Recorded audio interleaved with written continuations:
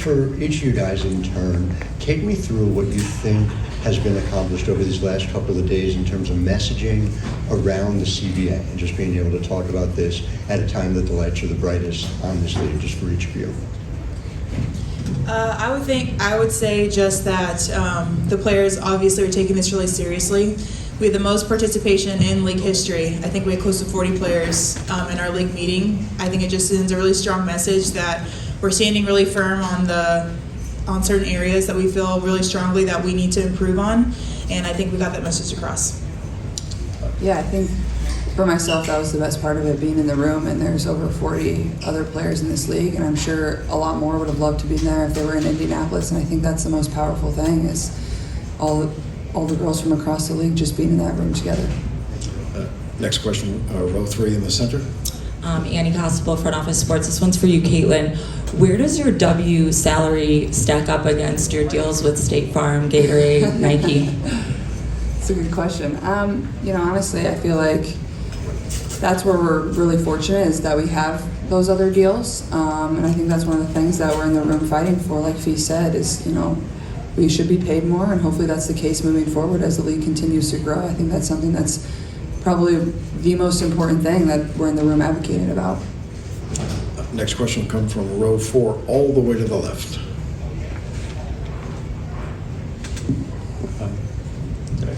Caitlin, I'm just curious, how have you seen Aaliyah's playmaking develop this season? To be honest, I'm not sure it's changed, because I've always said Aaliyah is a great playmaker. If you watch her game, you know how good she is with the ball in her hands. She brings the ball up full court.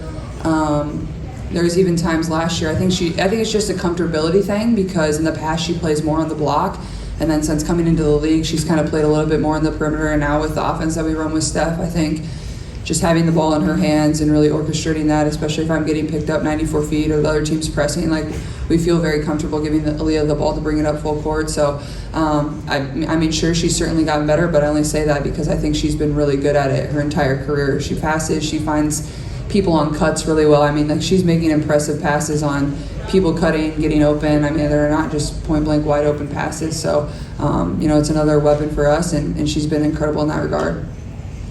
Next question, row 1 center. Hey Fee, hey Caitlin. Fee, this question is for you. It's deeply unserious, so I'm just asking in advance. But my question to you is, do you think you're a better trash talker than Caitlin? Oh no.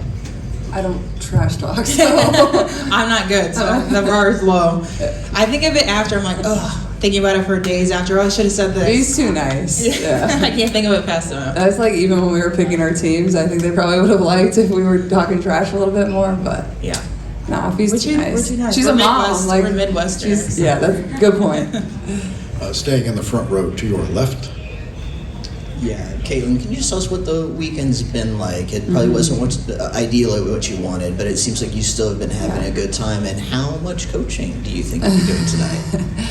I think the weekend has been absolutely incredible, and I hope every player in this league, whether you're participating in the game tonight, or we're in the 3-point competition skills competition, or we're just here to enjoy All-Star Weekend, I hope they felt the same and felt the love from the city. And Pacer Sport and Entertainment poured in so much time and money and effort to really make this the best WNBA All-Star there's been in this league, and I'm pretty positive it's been that. Obviously, this is my second, so obviously I can't speak to the prior ones, but just really fortunate. And for myself, it's still been a lot of fun. Obviously, I'm disappointed that I wasn't able to participate last night and won't be able to participate tonight, but still getting to be around and be a part of everything is really important for myself and for the fans. They've been out in full force, whether they're coming into the game tonight or whether they're just enjoying all the festivities that are around our city. So just really happy, not only for Indianapolis and the state of Indiana and our organization, but really just the league overall.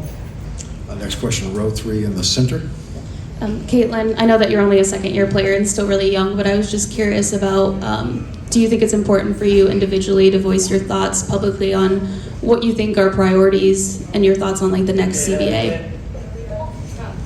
I think absolutely, and I think Fee would tell you a lot of the people in that room, probably half of them were, maybe not half, but a good amount of them were either my age or, we even had rookies in the room too. So I think we all have a good understanding of this is very important for our future, the future of the league, for the futures of our careers. But, obviously there's a good amount of older players too that have been in this league a really long time and are excited about the future of where it's going to continue to go. And, they've been fighting for change at the same time. So I think in the room there was a great balance of these young stars, but also these vets that have been advocating for the certain things that we're advocating for quite some time. So I think that was one of the most powerful parts of it, honestly. Next question, row one, all the way to your left. Caitlin, can you kind of describe your range of emotions you've experienced in the last week after having yet another setback? And maybe how nice was it to have these other All-Stars, your Iowa friends, back here to kind of cope and get through some of this? Yeah, I think when the injury happened, it was pretty frustrating considering I knew what the coming days were going to hold for myself. But I feel like dealing with that and then also just trying to look at it in the most positive manner that I can and being a part of this, and that wasn't going to be taken away from me. Is sure, maybe I'm not able to play in the games, but I can still be here and participate, and I have a ton of friends and family in town that are having a really good time. So I've been trying to enjoy it the best I can, and I think just it all comes back to having good perspective on everything. Certainly there's frustration and a little bit of sadness, but at the same time I've been able to have a great time too.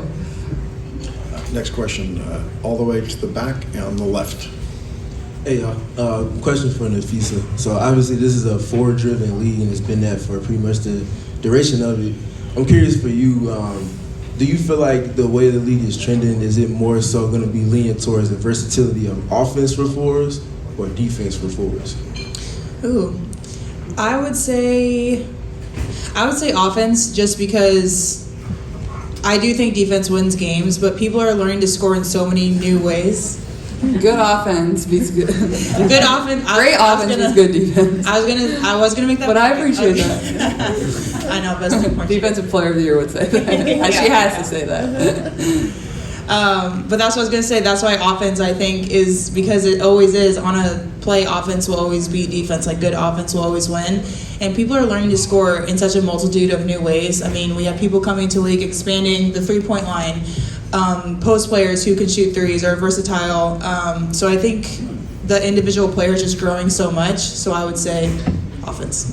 But I still think defense wins games. Next question, toward the back of the room on the left, if you would raise your hand. Hi, Randall Williams, Bloomberg News. Annie mentioned the sponsorship side. I wonder, from the league messaging standpoint, as you all have been here, I mean, all of us have been to so many different events from sponsors, and I wonder how you all have seen the league grow. But also when you get in that negotiation room from the CBA perspective, when the messaging is expansion, when it's new sponsors and new revenue, and then you get in there and you're discussing salaries and so much more, how does that feel?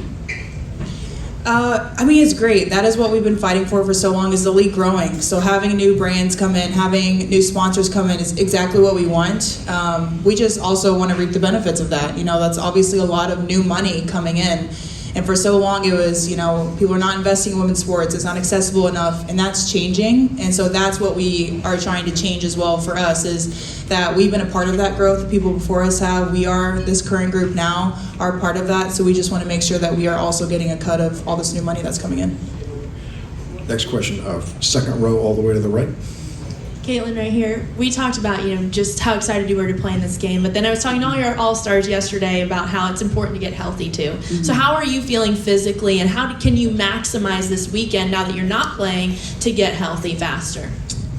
Yeah, I mean, certainly unfortunate, and I feel like there's been quite a few injuries over the course of the beginning of the season for quite a few people. So a lot of people in the same boat as myself, and even my team has dealt with some injuries tonight, so some people will be on just a couple minutes here and there, and we'll make do with what we have, hopefully to beat Fee. But I mean, I'm not going to say I've just been getting around the clock treatment. I've been still trying to enjoy this weekend and having a balance of that at the same time and soaking all of this in. And once tomorrow comes around, we'll completely shift my focus to getting as healthy as possible. And licking her wounds from the lose tonight. Yeah, whatever. Just prioritizing that, but also having a good time has been important for myself too.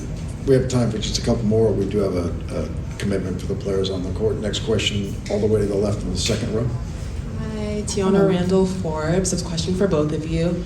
All-Star Weekend is notoriously a very fun weekend for both the players and people who come.